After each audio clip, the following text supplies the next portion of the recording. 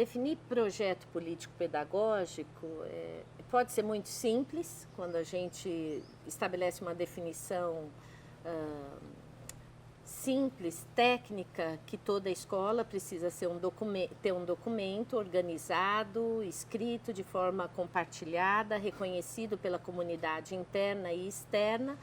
que declare os seus princípios sobre a natureza do serviço que ela presta, sobre seus princípios teórico, metodológicos, didáticos, sobre as suas concepções primeiras. Essa definição mais objetiva de projeto político-pedagógico, ela pode esconder a mais complexa, que é, na minha opinião, o princípio de se escrever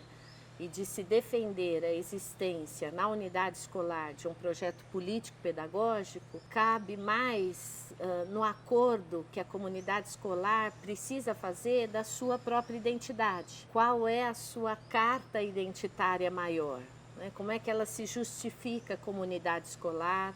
Quais são os seus princípios defendidos? Como os vários elementos do saber pedagógico, do currículo e da vida da escola se relacionam. E me parece que a melhor definição de projeto político-pedagógico é aquela que aponta para o princípio de carta identitária, mas de utopia desejada. A gente, ao mesmo tempo que uma escola vai realizando a cada dia um fazer que corresponde ao seu sentido de existência, ela também precisa dizer para qual horizonte, qual é a bússola que norteia todas as suas escolhas, para onde ela olha quando ela fica em dúvida, como é que ela se reafirma em cada uma dessas instâncias, com a comunidade de pais, com o bairro, com a cidade, com o país, com o mundo, num mundo cada vez com as fronteiras mais próximas ou diluídas, como é que o projeto afirma aqui esta escola veio e como é que ela se projeta nesse documento, que não é estático, mas que revela então o norte, o horizonte de cada unidade escolar ou rede. Essa questão sobre as maiores dificuldades, me parece que o PPP só tem sentido se ele for construído a partir de uma escuta de toda a comunidade. Esse é em si o maior entrave para a construção do projeto político-pedagógico. Ele não pode ser um documento burocrático realizado por quem ou se diz o detentor único dos princípios daquela instituição ou por quem consiga escrever bem sobre educação, mas ele precisa revelar as vozes da unidade escolar ou da rede. E para revelar essas vozes, nós temos um problema de tempo didático, de tempo de formação, de tempo de encontro. Quais são as melhores perguntas que uma escola precisa fazer para os pais, para os alunos, para os professores, para os educadores do administrativo, para levantar, então, esta carta identitária comum. As escolas muitas vezes vivem uma tensão com as tarefas, com o cotidiano, com a rotina. E a construção de um projeto político-pedagógico exigiria tempo, exigiria uma negociação entre aquilo que é necessário hoje e essa construção que é necessária para manter a escola viva, potente, sempre bastante crítica e inventiva no seu projeto. Então, me parece que escolas, em geral, têm muito problema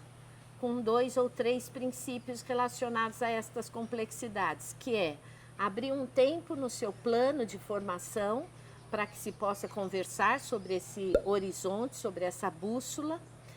transformar o que a gente for lendo como aquilo que a comunidade fala sobre a escola em planos ou de formação ou então de fortalecimento daquilo que é razão de existência daquele lugar e colocar pessoas nem sempre do mesmo grupo juntas. Então pensar como é que eu ouço os pais, como eu ouço os alunos, como eu ouço os educadores, não ao mesmo tempo, mas a partir da mesma tarefa. Me parece que esse é um entrave grande para escolas que já sentem o seu tempo bastante prensado com as tarefas da rotina. Eu gosto de pensar que, de tempos em tempos, é bom se reperguntar sobre o projeto. Algumas escolas percebem a necessidade da construção do projeto político-pedagógico em momentos de crise,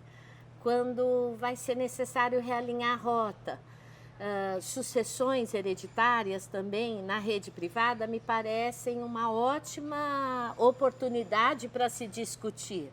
porque está se, de alguma forma, fechando um ciclo de gestão e de modelo e vai iniciar um outro momento. É hora de se perguntar sobre esse projeto, o que a escola vai decidir manter como legado e o que será uma marca de renovação e de inovação num novo momento de gestão. Quando as escolas passam, na minha opinião, por processos de fusão ou de reorientação do projeto pedagógico, mudança de material de suporte,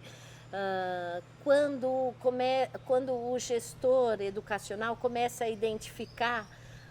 insatisfações muito pontuais do grupo e sistêmicas, do grupo docente, do grupo de educadores, do administrativo, das famílias, quando a gente começa a repetir algumas perguntas que parecem voltar à pauta em cada reunião, mas que ninguém se sente respondendo a estas perguntas, é tempo da escola realinhar ou o projeto como um todo ou alguns capítulos que exijam um debruçar maior da instituição.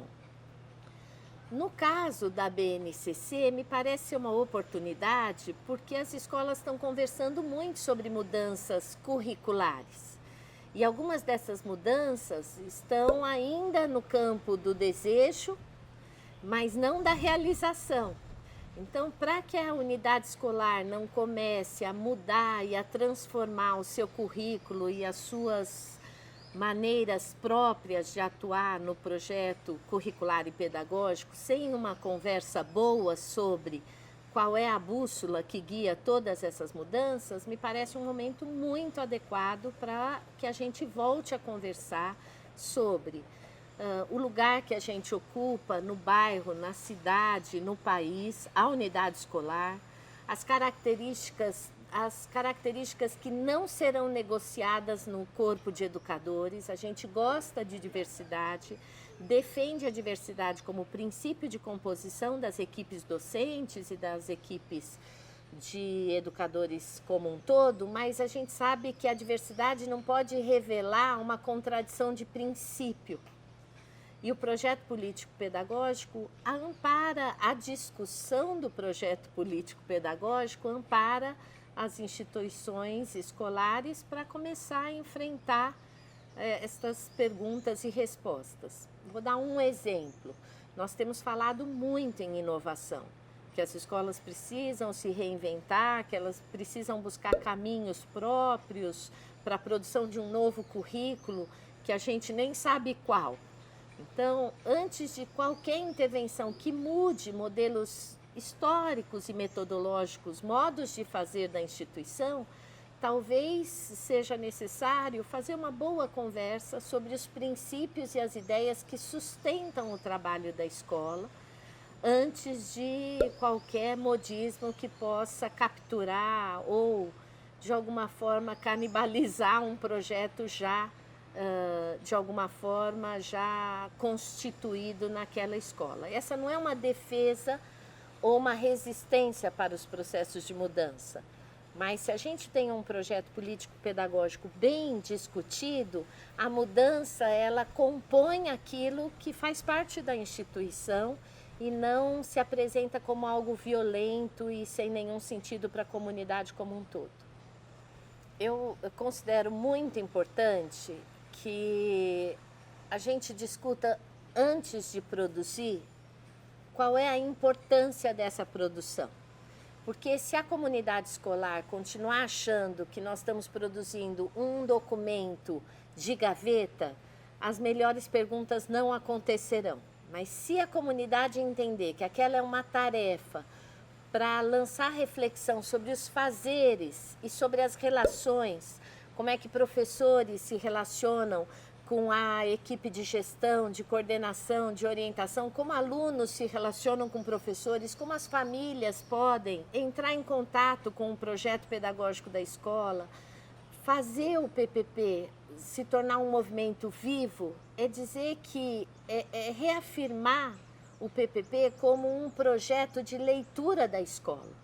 E a gente não lê a escola só para dizer onde ela é muito boa, mas a gente também se propõe a uma leitura do projeto escolar para identificar onde a gente pode melhorar e no que a gente não pode mexer, porque é aquilo que eu chamo de alicerce, de coluna estrutural do projeto. Se todos estiverem convencidos de que nós não estamos nos lançando numa tarefa burocrática, mas que nós estamos nos lançando numa viagem para saber as nossas forças e as nossas fragilidades, saber das forças para poder reafirmá-las e saber das fragilidades para poder trabalhar para que elas não existam mais e que a gente conheça outras daqui a um tempo, é criar uma ideia de que defender a escola é bom. E o projeto pedagógico, político-pedagógico, para mim, compartilhado, escrito democraticamente, de forma comunitária na escola, ele é a defesa da instituição escolar. Então, para a escola continuar viva, firme, boa e absolutamente criativa e inventiva nos seus fazeres, sem ser capturada por uma ideia que coloque em risco todo o projeto, a equipe toda precisa entender o sentido de se construir, então, esse acordo, essa tarefa compartilhada de se perguntar sobre a sua identidade. Se não, é mesmo um documento, e é um documento de gaveta. Talvez seja importante perguntar para os educadores, e eu já me fiz essa pergunta, onde está o nosso projeto político-pedagógico? Quando a gente pergunta isso, a gente vai perceber que a maioria dos educadores, e eu também não sabia onde é que ele estava a primeira vez que eu percebi que era importante reeditá-lo, republicá-lo a partir de um processo longo e complexo de perguntas sobre nós mesmos. Então, é um desafio que fortalece a escola, reafirma a importância e não nega. Eu acho muito importante que as instituições dediquem um tempo para estudar como se produzir um projeto político pedagógico que não seja burocrático, que não seja mais uma tarefa, mas que seja essa ideia de procurar um norte comum para a instituição.